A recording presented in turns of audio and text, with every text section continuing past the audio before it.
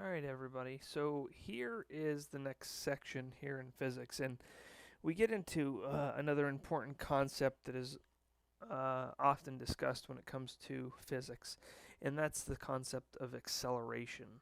So in the last section, we had talked about velocity, and basically, velocity, as we've come to know, is the change in position or the change in displacement over change in time, right? So velocity is change in displacement or change in position, whichever you want to talk about it, over change in time. Well, acceleration now, okay, is going to be the change in velocity over the change in time. So right here, average acceleration, the definition of average acceleration is going to be the change in velocity divided by the change in time. Here's our deltas again showing up. So it's delta V over delta T. Remember, velocity is a vector, which is a magnitude and direction. So therefore, acceleration is also a vector, all right, having magnitude and direction. Let's talk though here about its unit. It is the meter per second squared. And I know I've said this many a times about how important units are, but if we think about acceleration being the change in velocity all over the change in time, well, if you think about what units are associated with velocity, that's a meter per second, right? But now you still got to divide that by time, so this is divided by another unit of a second. Well, now by our math rules, you got three layers here, which was not acceptable. So you end up having to do an invert and multiply. So you have a meters per second times a 1 over a second, giving me my meters per second squared. All right. And that's how we have this unit right here of meters per second squared. So acceleration is going to be your change in velocity divided by your change in time, or final velocity minus initial velocity divided by final time minus initial time. If we wanted to talk about the instantaneous of that, well, it's going to be just like it was before, where we're talking about the limit as time is approaching zero. So in other words, you would be letting your time difference get super, super, super small, almost to zero, but not quite. So instantaneous acceleration would be at a very, very specific point. Basically, you're letting your difference in time become almost zero. Okay.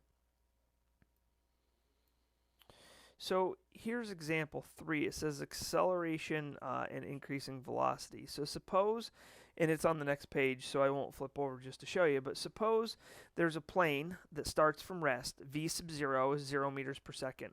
With time sub 0, 0 seconds. So it's starting at rest at time 0. The plane accelerates down the runway and at time t equals 2.9 seconds attains a velocity of positive 260 kilometers per hour, where the sign plus indicates the velocity points to the right. Determine the average acceleration of the plane. Well, this one's nothing more than just a straight up plug and chug because it gives you the initial velocity, gives you the final velocity, and we know that our time difference is 29 seconds, so it's simply 260 minus 0 divided by 29, or a positive 9 kilometers per hour, again pointing to the right. Okay, now we do have a little bit of an issue here because if you remember, one of the things that I always told you to concentrate on is to make sure that your units are all the same.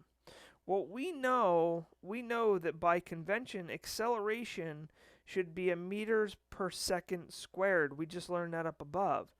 Well, that's not what this is. This gives me a kilometer per hour per second.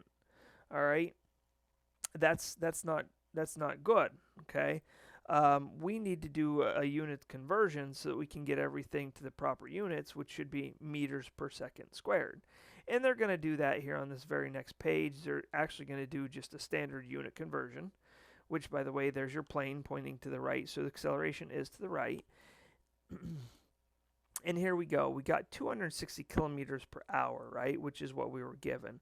and they say, let's get that down to meters per second. So they just did their standard unit conversion. So they got it to meters first versus kilometers, and then they got their hours down to seconds.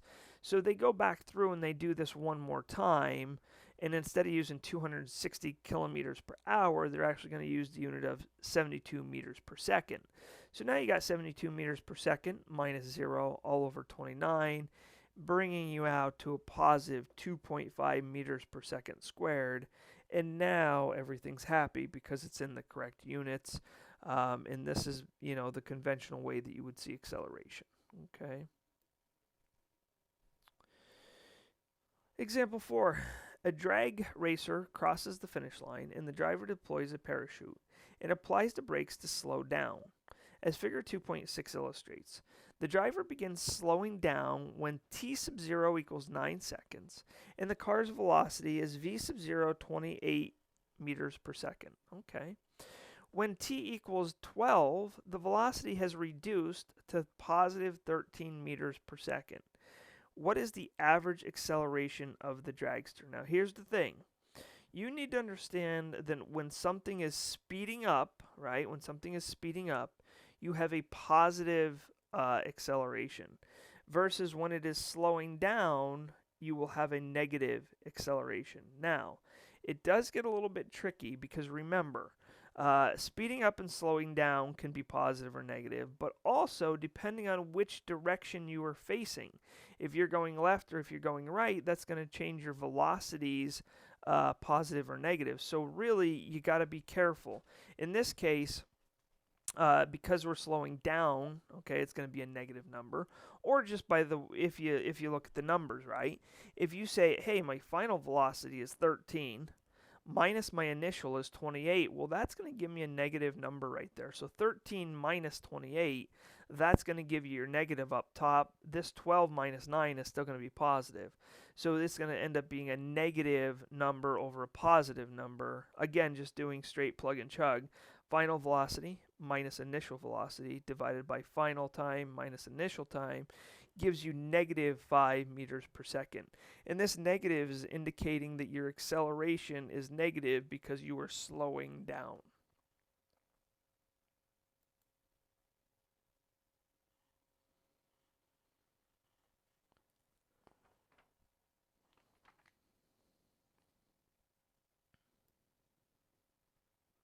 So, here's what I was talking about. Whenever the acceleration and velocity vectors have opposite directions, the object slows down and is said to be decelerating. In contrast, the acceleration and velocity vectors in figure 2.5 point in the same direction and the object is speeding up. So what they're trying to get at here, okay, is that, just like I said a moment ago, because if you have an object that is going to the left, right, that would be a negative velocity. So just because your velocity is negative, that's going to make your acceleration be negative because it's pointing to the left. But that does not mean that your object is necessarily slowing down because it's a directional issue. So what you have to do is you actually have to think about your acceleration versus your velocity vectors, and you have to think about the two of them. So when acceleration and velocity have opposite directions, the object is slowing down or said to be decelerating. So what you can always do is you can look at the sign of your velocity answer and the sign of your acceleration answer. And if they're opposite, it means that it's slowing down, regardless of what the signs are on either one. If they have opposite signs, it is slowing down. Whereas if they have the same sign, it's speeding up, basically. It's accelerating. And if you think about that, that makes sense, because suppose you had an object going to the left. Well, to the left is going to be a negative velocity, but it could be speeding up, and therefore your acceleration would also be negative, just because velocity was negative because it was pointing to the left. In that case, that object would be speeding up or accelerating because the velocity and the acceleration have the same sign. If they are opposite, that's when it's slowing down or decelerating. So, the best thing you can do ever when you're trying to determine whether something is accelerating or decelerating is you look at both the velocity and the acceleration and compare the signs. If velocity and acceleration have the same sign, it's accelerating, it's speeding up. If they have opposite signs, they're slowing down. Okay, that's the best thing that you can do there. I know that's a little bit of a difficult concept to understand, but it all comes back to the fact that vectors have both magnitude and direction associated with them, so they can be negative just simply because they're pointing to the left. Okay, so that's all I have for section 2.3.